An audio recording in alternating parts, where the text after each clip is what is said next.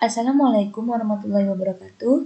Pada video kali ini saya akan membahas materi mengenai Finite State Machine, tugas 2 mata kuliah Teori Bahasa dan Automata.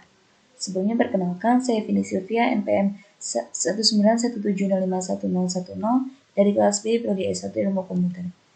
Pertama, definisi dari Finite State Machine atau FSM. FSM adalah suatu metodologi perancangan sistem kontrol yang menggambarkan tingkah laku atau prinsip kerja sistem dengan menggunakan 3 hal berikut, yaitu state atau keadaan, event atau kejadian, dan action atau aksi. Pada satu saat dalam periode waktu yang cukup signifikan, sistem akan berada pada salah satu state yang aktif. Sistem dapat beralih atau bertransisi menuju state lain jika mendapatkan masukan atau event tertentu, baik yang berasal dari perangkat luar atau komponen dalam sistemnya itu sendiri.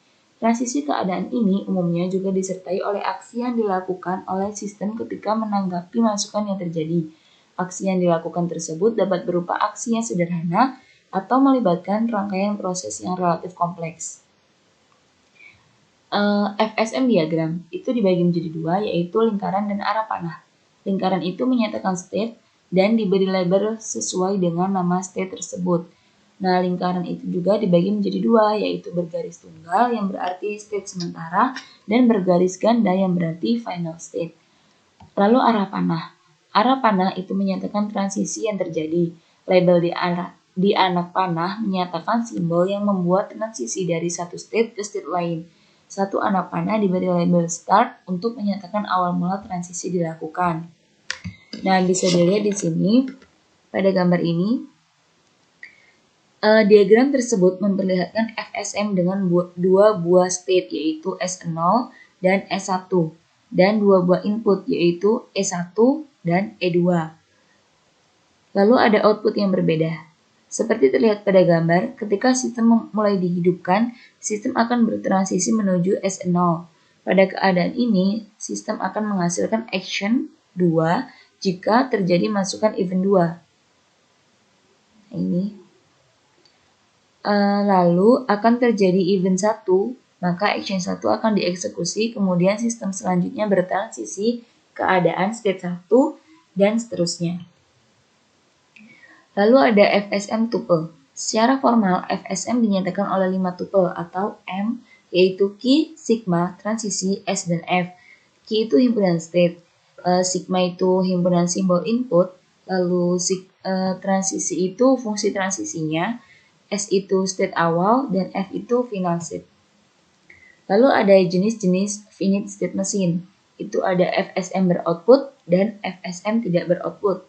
FSM beroutput digunakan untuk merancang mesin atau sistem, sedangkan FSM tidak beroutput itu digunakan untuk pengenalan bahasa dalam komputer. Dengan input yang dimasukkan akan diperoleh apakah input tersebut dikenal oleh bahasa komputer atau tidak. Salah satu penggunaan FSM tidak beroutput adalah program compiler, yaitu untuk memeriksa apakah perintah yang digunakan pengguna benar atau salah. Nah, selanjutnya ada metode perlakuan FSM. Itu ada dua, yaitu Moore dan Mersey state machine. Moore machine adalah tipe dari FSM di mana output dihasilkan dari state. Keluaran pada Moore machine diasosiasikan sebagai state. Lalu Mersey machine itu berbeda dengan Moore machine, di mana keluarannya merupakan hasil dari transisi antar state, dan keluarannya itu diasosiasikan sebagai transisi. Nah, di sini ada kelebihan dan kekurangan. Kelebihannya itu sederhana, lalu bisa diprediksi responnya, komputasinya ringan, relatif fleksibel, merupakan metode AI lama yang bisa digunakan pada berbagai sistem, dan mudah ditransfer dari abstrak menjadi kode program. Sedangkan untuk kekurangannya, karena sifatnya yang bisa diprediksi, maka implementasi pada game kurang disukai. Lalu yang kedua, implementasi pada sistem yang lebih besar lebih sulit karena pengaturan dan pemeliharaannya menjadi kompleks. Ketiga, sebaiknya hanya digunakan pada sistem di mana sifat sistem bisa didekomposisi menjadi state. Dan yang keempat, kondisi untuk transisi state adalah tetap. Selanjutnya ada teknik permodelan FSM. Ada beberapa teknik permodelan abstrak yang bisa digunakan untuk membantu definisi atau pemahaman dan desain dari FSM. Mayoritas teknik ini berasal dari disiplin ilmu, desain, atau matematika. Nah, yang pertama ini ada diagram transisi state. Itu juga dikenal dengan diagram gelembung atau bubble diagram. Menunjukkan relasi antara state dengan input yang menyebabkan transisi state. Yang kedua, diagram pengambilan keputusan. Diagram pengambilan keputusan state aksi adalah diagram alir sederhana dengan tambahan gelembung yang menunjukkan penungguan terhadap input. Yang ketiga, diagram grafik state. Diagram grafik state salah satu bentuk dari notasi UML yang berfungsi untuk menunjukkan sifat individu dari objek sebagai nomor state dan transisi dari state tersebut.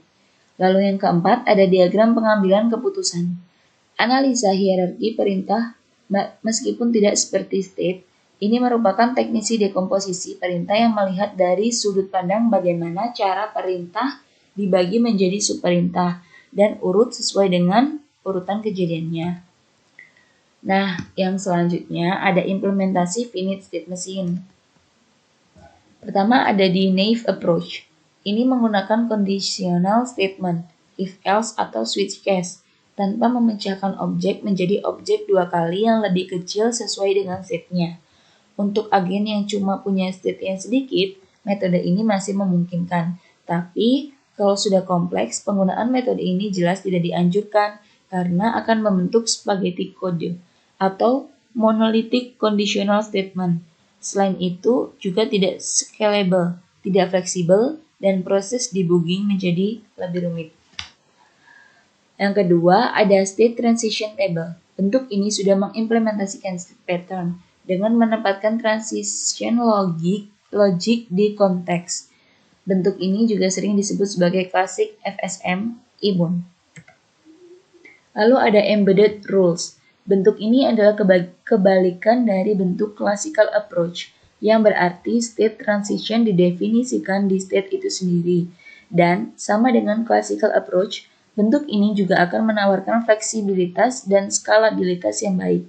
Namun, dengan efek samping agak sulit untuk di-maintain karena aturan-aturan transisi diletakkan di state sehingga ketika terjadi penambahan atau pengurangan state, maka harus dilakukan update juga terhadap state-state yang terkait.